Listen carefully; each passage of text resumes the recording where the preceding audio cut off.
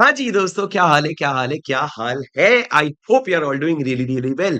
Sir ये video बहुत important है हर उस बच्चे के लिए जिसके सीए फाइनल का पेपर है नवंबर 24 में। और इस वीडियो में मैं आप लोगों के साथ डायरेक्ट टैक्स की 3 बातें शेयर करने वाला हूँ। सबसे पहला सर आपका एबीसी एनालिसिस, ये आपको जानना बहुत ज़रूरी है।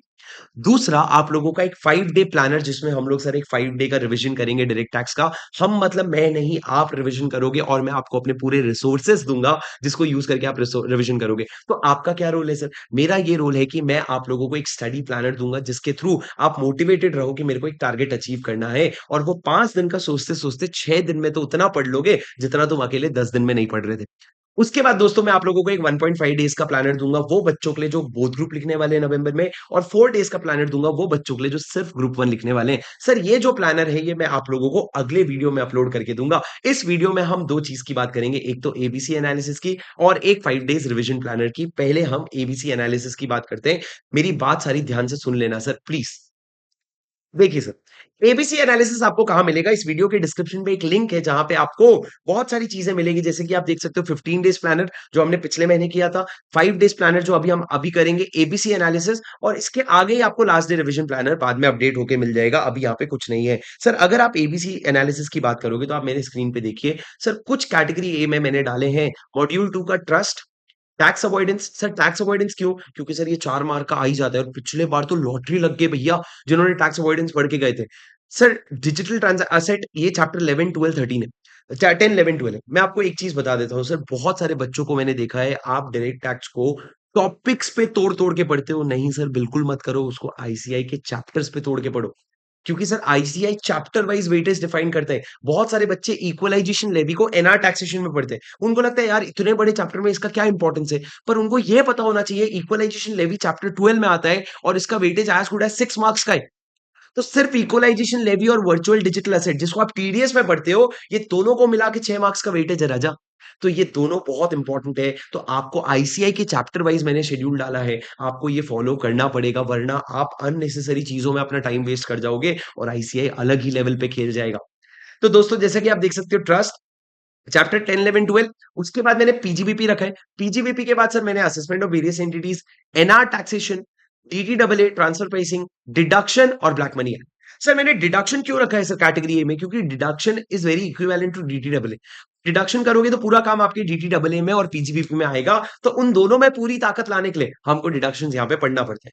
ब्लैक मनी एक्ट सर आपके लिए बहुत स्कोरिंग हो जाता है, इसलिए आप उसको किस में डालोगे? कैटेगरी ए में। पर सर कैटेगरी बी में इस बार मैंने थोड़ा-सा चीज़ें बढ़ाई है, जैसे कि कैपिटल गेन।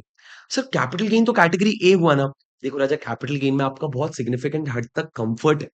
प्रायोरिटी में वो आता है पर कैटेगरी बी में आता है। मैं ये नहीं कह रहा हूँ नहीं आएगा एग्ज़ाम में, मैं ये कह रहा हूँ आएगा तब भी आप सॉल्व कर लोगे। क्योंकि बहुत सारी लिमिटेड चीज़ें जो आपको समझ में आ गई तो आपका काम हो गया।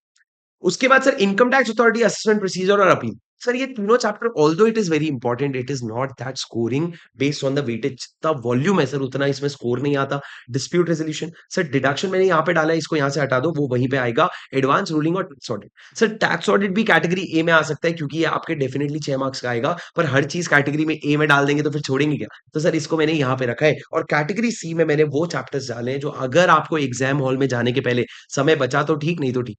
Sir basic, exemption, IFOS, clubbing, set of, miscellaneous. Sir ये पाँचों आपके मॉड्यूल 1 में है। ये वो चीज़ है जो आप इंटरमीडिएट में पढ़ते हो और उसमें बहुत ज़्यादा वेटेज है। और मिसलेनियस जो है सर, ये आप जितना भी कर लो खत्म नहीं होता। तो ये सारा आपका कैटेगरी एबीसी है और इसी सीक्वेंस में मैंने कोशिश करी आपका प्लानर भी बनाने की। तो जो 5 डे प्लानर जो हम लोग 6th ऑफ अक्टूबर से शुरू करने वाले हैं, जिसमें आप पढ़ोगे और मैं आप लोगों को एक प्लानर बैच में जॉइन करूँगा, जिसमें आप क्या कर सकते हो, जिसमें आप नीचे फ्री रजिस्टर करोगे तो आप एक व्हाट्सएप ग्रुप के पार्ट बन जाओगे। उस व्हाट्सएप ग्रुप को मैं ओपन फॉर डिस्कशन कर दूँगा, उसमें आप अपने डाउट्स वाउट्स आपस में डिस्कस करके सब सॉल्व कर सकते हो और डे एंड पे बस मैं आपके परफॉर्मेंस को मॉनिटर कर लूँगा। दोस्तों उसके बाद 5 डेज़ प्लानर अगर आप देखोगे तो यहाँ पे मैंने बहुत अच्छी चीज़ करी है कि मैंने आपके कॉन्सेप्ट्स के लिए और मैंने फोकस क्वेश्चन बैंक पे भी किया है। तो मैंने क्वेश्चन बैंक का भी टाइमिंग यहाँ पे अलग से लिखा है कि इस पे क्वेश्चन बैंक में कितना टाइम देना है भाई तेरे को। ताकि आप उतने समय में स्पीड करके खत्म कर सको, ना कि पूरा-पूरा दिन करते रह गए। सर ये 5 दिन प्लानर प्लानर बोथ ग्रुप वालों के लिए बहुत ज़रूरी है क्योंकि आप पूरा-पूरा दिन इसमें जो है डायरेक्ट टैक्स पढ़ोगे और सर 6 से 10 तारीख तक ये पूरा पढ़ने के बाद आप 11 तारीख को इंस्टीट्यूट ने मॉक टेस्ट पेपर 2 निकाला है। उसको 2 बजे से 5 बजे तक लिख लेना और 6 बजे मैं लाइव आ जाऊँगा आपके साथ उसको डिस्कस करने के लिए। 6 बजे मैं लाइव आ जाऊँगा उसको उसके साथ आपको डिस्कस करने के लिए, तो तुम समझो क्या मिल रहा है। 6 तारीख से 10 तारीख पढ़ेंगे, 11 तारीख को टेस्ट लिखेंगे और शाम को मेरा डिस्कशन हो गया डीटी में, पूरा होल्ड मिल जाएगा, इससे ज़्यादा मेरे को नहीं लगता कुछ कर सकते हो। उसके बाद दोस्तों आप देखो मैंने पूरा शेड्यूल पहला दिन मैंने थोड़ा लाइट रखा है, दूसरे दिन मैंने सोचा कि पहले दिन का कोई बैकलॉग नहीं होना चाहिए, तो अभी बैकलॉग होना भी नहीं चाहिए सर, आप ये शुरू करोगे।